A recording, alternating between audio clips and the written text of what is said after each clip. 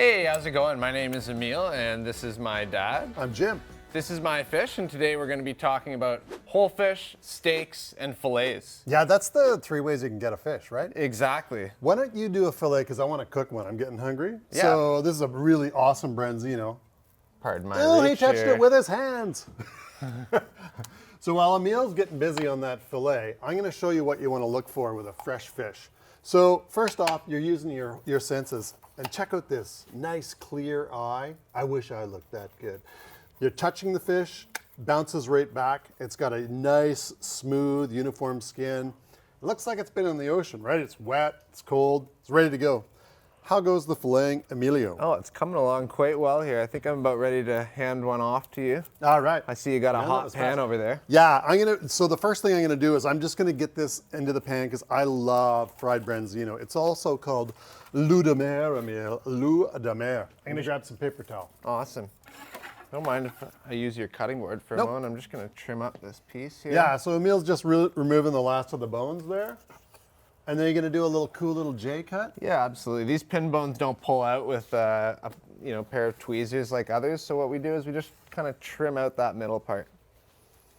Pardon me, one more. And while he's chopping and slicing and dicing, I got a hot pan here. I got a little bit of canola oil. Maybe that's too hot, I'm losing an eyebrow.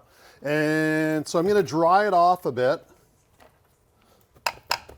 Just because you want to get a really proper skin on this, because that's the best part. So, skins like that, we're gonna throw some salt on it.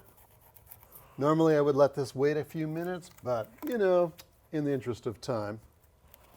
Okay, so skin side down into this pan, check it out. It's almost near smoking. Do you hear the sizzle yet? Oh, Oh, that yeah. sounds really good. I know, eh? It's super duper. I like to move it around a little bit just to make sure it's not sticking, even though it's a non-stick pan. So what do you got going on over there? Why don't you take the bones out of that one? Yeah, I'm all done filleting that one. I'm gonna move on to a different cut for the whole fish, which is called a butterfly cut.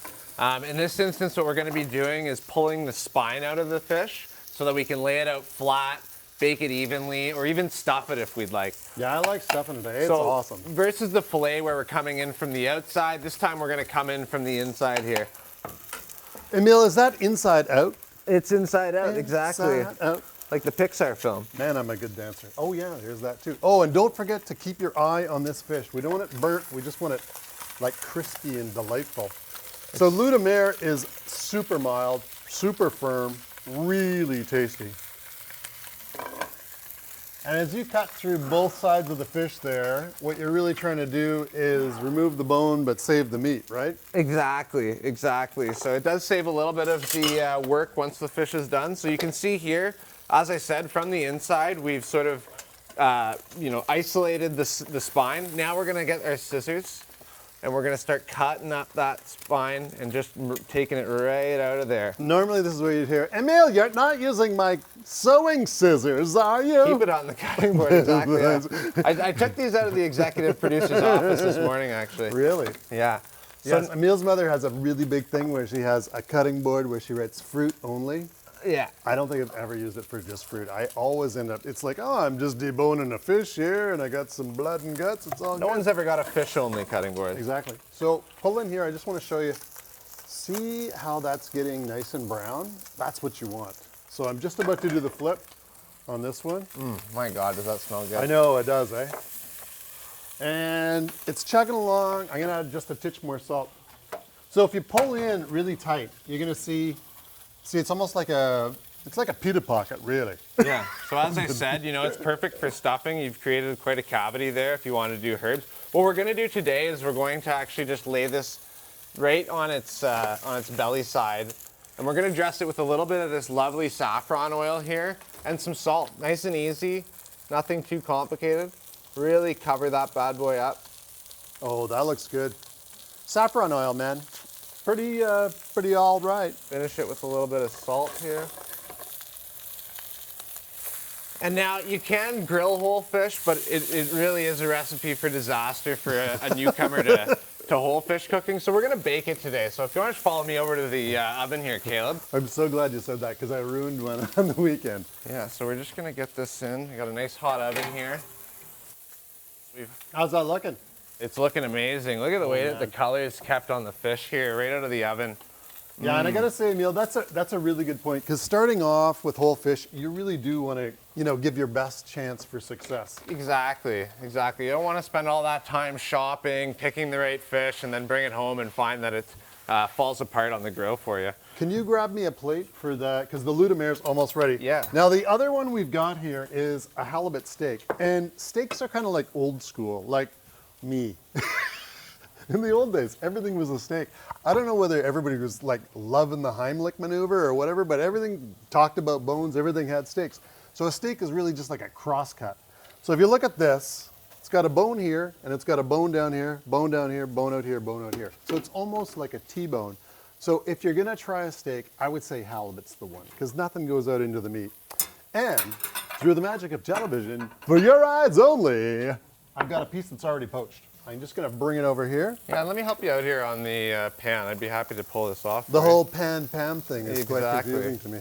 All right, I feel dangerous, stranger. Yeah, here, go ahead. Use that pan for the halibut. Okay.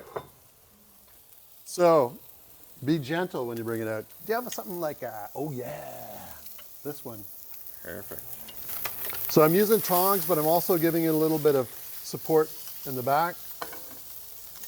Okay, so we got this out. You got to be really careful with these, right? Because Yeah, it's not like a piece of meat. It's flexible. it's flaky. It'll fall apart on you and your presentation will be ruined. So here's that fillet that we did earlier. I'm just gonna slide it off onto a pan here so that we can present it. Oh man, Isn't that looking beautiful? that is. Great job on the cook there, Dad. That thing Ain't held that together well. bad for an old guy. Yeah, and I think what we'll do is, classic, we'll finish these off with some lemon wedges. Now let's get to tasting them. I would like to taste them.